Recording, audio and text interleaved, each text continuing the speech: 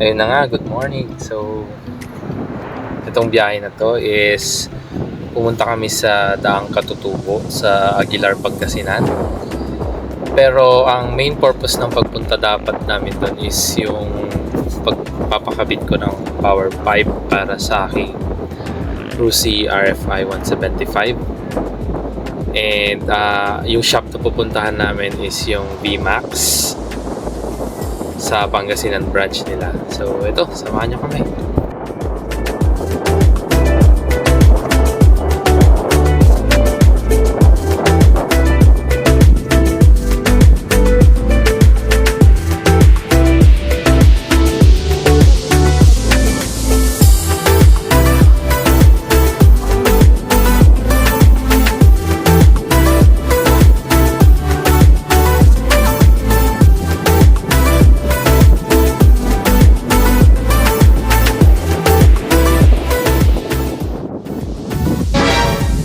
Ayan, kung makikita nyo yung tinuturo ng araw, pusa yan na nahagip nung truck. Tapos muntik naman naming magulungan.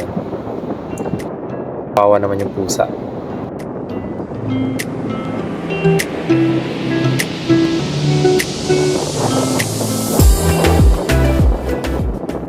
Umalis kami ng bahay around 4:30 AM. Tapos dito, nasa Dagupan na kami. Hindi ko lang maalala kung mga anong oras na to, pero medyo papasikat na rin yung araw.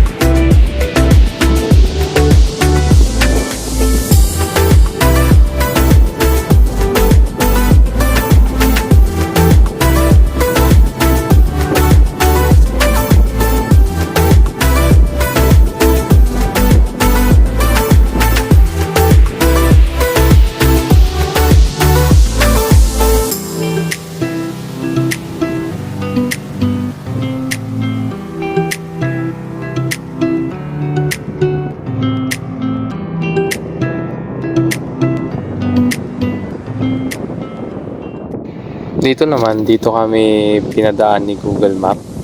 Hindi ko alam kung main road to or barangay road. Pero medyo pumabor sa amin to dahil hindi na namin kailangan umikot sa bayan ng Lingayen. Ang issue lang is maraming slow moving vehicles.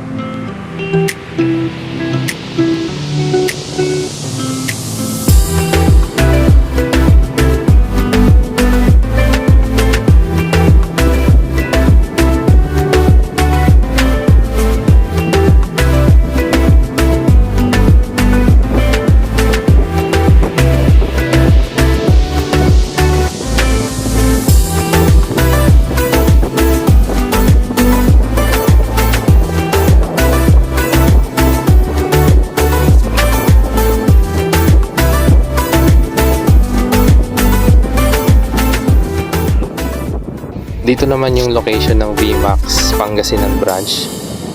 And since napaaga kami, mga 7 a.m. to, sarado pa sila, 8 a.m. sila nagbubukas. Kaya dumiretso na muna kami sa Daang Katutubo.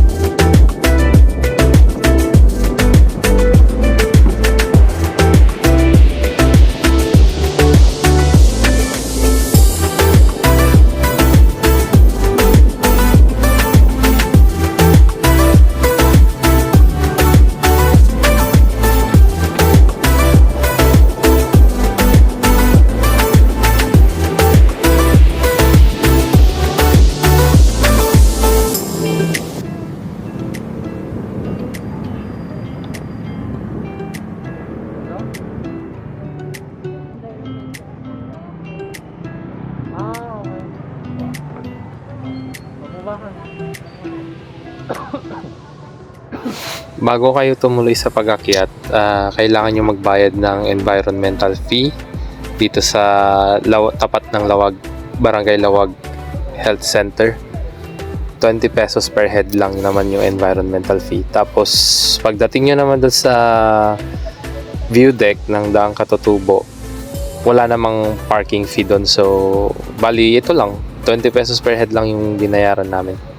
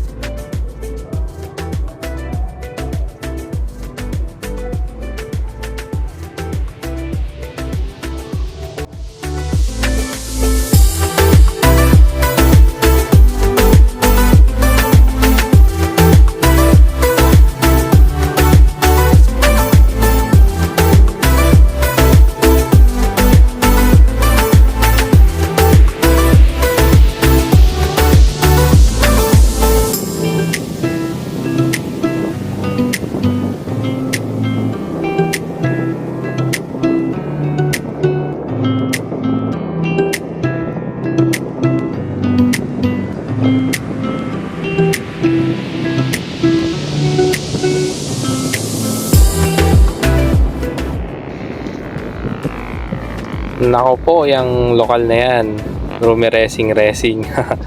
Ang problema lang, sana naman nagsuot siya ng helmet, lalo't meron siyang angkas na bata, ihahatid niya sa eskwelahan. Mas okay na rin na safe sila pareho, dahil kahit lokal ka dyan, di mo alam mga aksidente.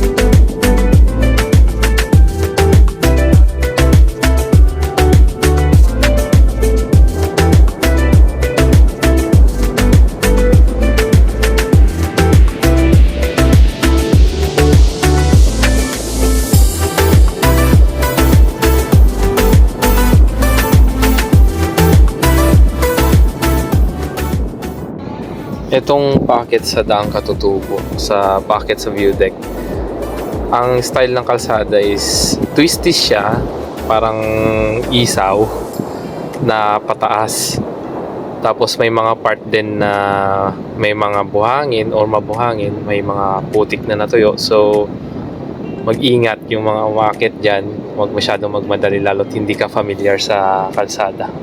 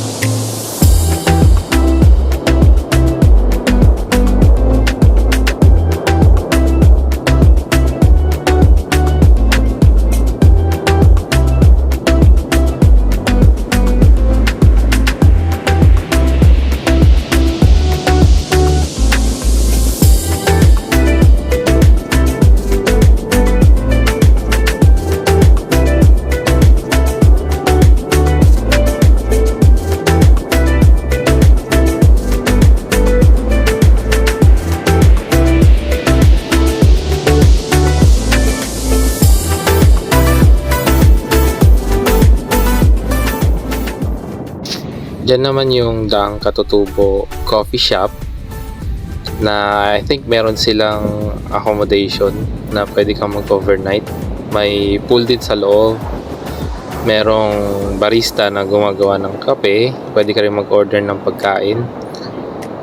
Nung pauwi kami, kumain kami dyan. Yung in-order namin is yung meron silang mga silog meals kasi. So yung kinuha namin is pork silog. Yung pork nila is okay naman yung lasa, nasa cute size nga lang yung chop nila ng pork. Tsaka masarap din yung sawsawan nilang suka.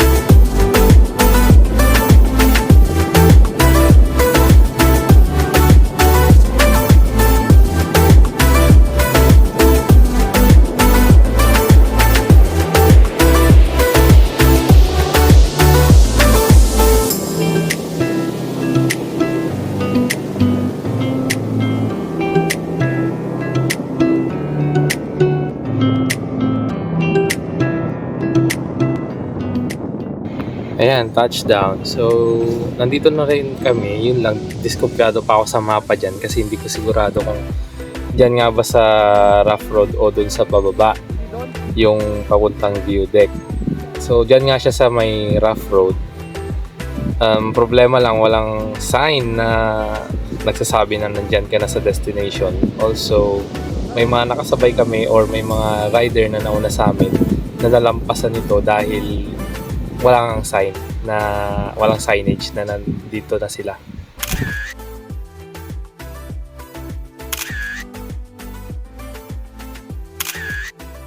Thanks for watching.